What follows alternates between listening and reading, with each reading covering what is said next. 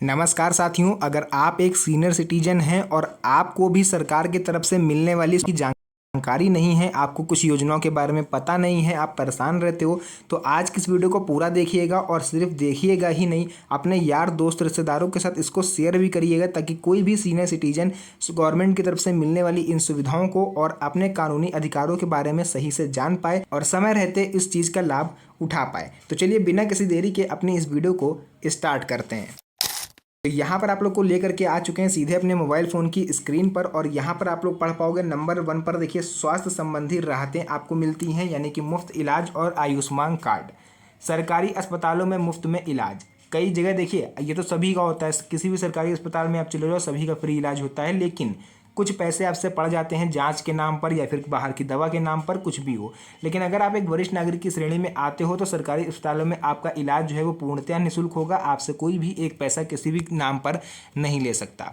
आयुष्मान भारत योजना, यानी 60 वर्ष से अधिक उम्र के नागरिकों को जन सेवा केंद्र पर जाकर अपना आयुष्मान कार्ड बनवाना होगा।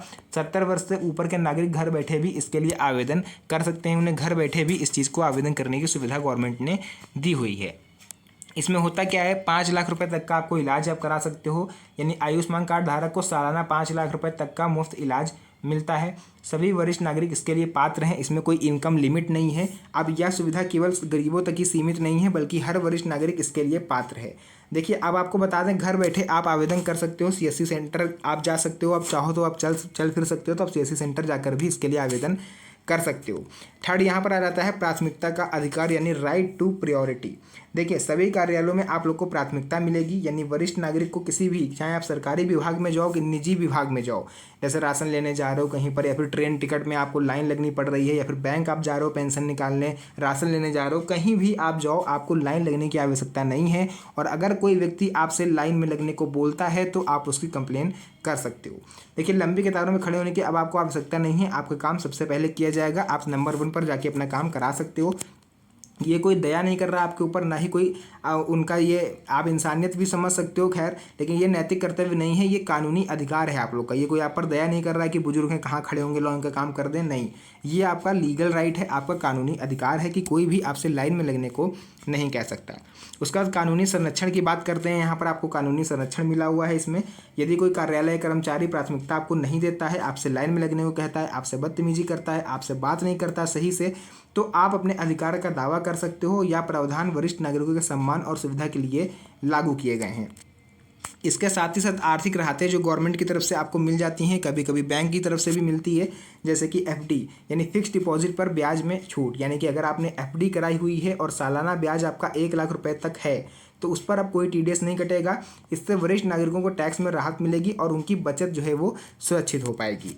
इसके बाद देखिए, किराए की आय पर छूट, यानी आपका कोई घर मकान है दूसरा, या फिर आप जिसमें रहते हो उसी का एक तला आपने किराए पे दे दिया, या फिर आपकी दुकानें हैं, अगर वरिष्ठ नागरिक ने अपनी संपत्ति किराए पर दी है और सालाना किराया जो है 6 लाख रुपए तक का आ रहा है तो उस पर भी कोई टीडीएस अब नहीं कटेगा।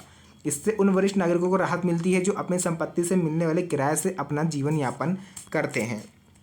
पांचवा, देखिए, आप सभी भली भांति इससे परिचित हो, पेंशन का अधिकार आपको पता ही है। वृद्धावस्था पेंशन आपको मिलती है, कहीं कहीं 500, कहीं पे 1000, कहीं पे 2500 रुपये तक पेंशन राशि आपको मिल जाती है। और एक चीज़ और, अगर आपको पेंशन से रिलेटेड कोई भी प्रॉब्लम हो, यानी पेंशन से संबंधित किसी भी तरह की आपको शिकायत हो, आपकी पेंशन देर से आती है, नहीं आती है, तो आप नीचे कमेंट सेक्शन में अपना सवाल पूछ सकते हो, उसका रिप्लाई मैं आपको समय मिलने पर दे दूंगा।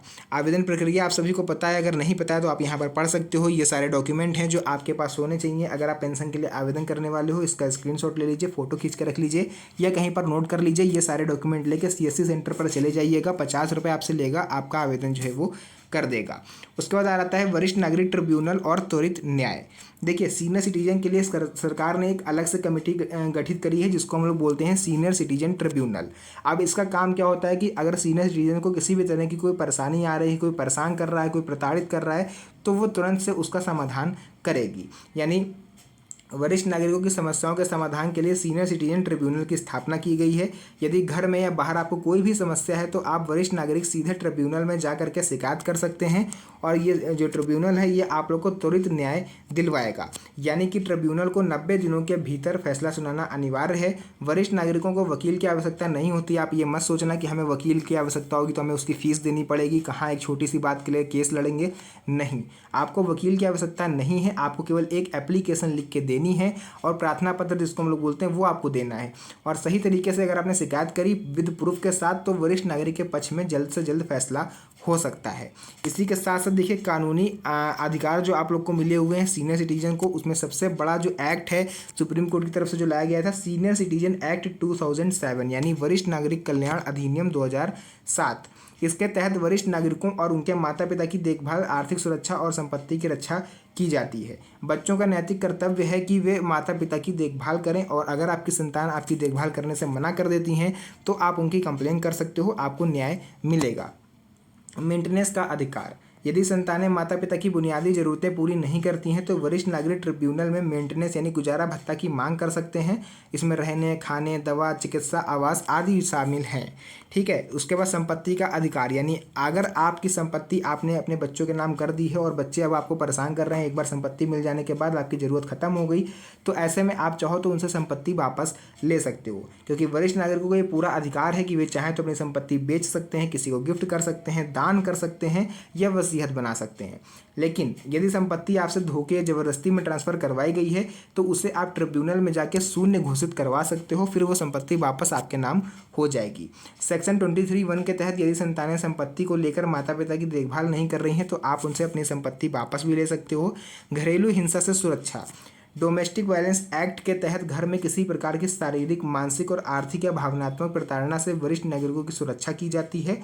यदि घर में कोई परेशान करता है तो वरिष्ठ नागरिक पुलिस या ट्रिब्यूनल में शिकायत कर सकते हैं। अब आप में से बहुत से लोग सोचोगे हम कहाँ ट्रिब्यूनल को हम ढूंढेंगे, तो डोंट वरी, आपको परेशान नहीं होना।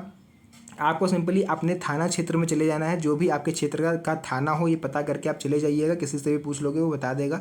थाने में जाके आप कंप्लेन करोगे तो वो ऑटोमेटिक आपको ट्रिब्यूनल में आपका कोर्ट केस जो है वो भेज देंगे। उसके बाद आपका या तो समझौता करा दिया जाएगा या तो आपका जो फैसला है वो आ जाएगा आपके पक्ष में, अगर आप सही हो तो जो भी चीज़ें थी मैंने आपको बता दिया। अब ये आपका फ़र्ज़ बनता है कि वीडियो आप तक पहुंची तो इसे आप दूसरों तक भी पहुंचाओ, जितना हो सके लाइक करिएगा, क्योंकि आपका एक लाइक ये कई लोगों तक वीडियो को पहुंचाएगा।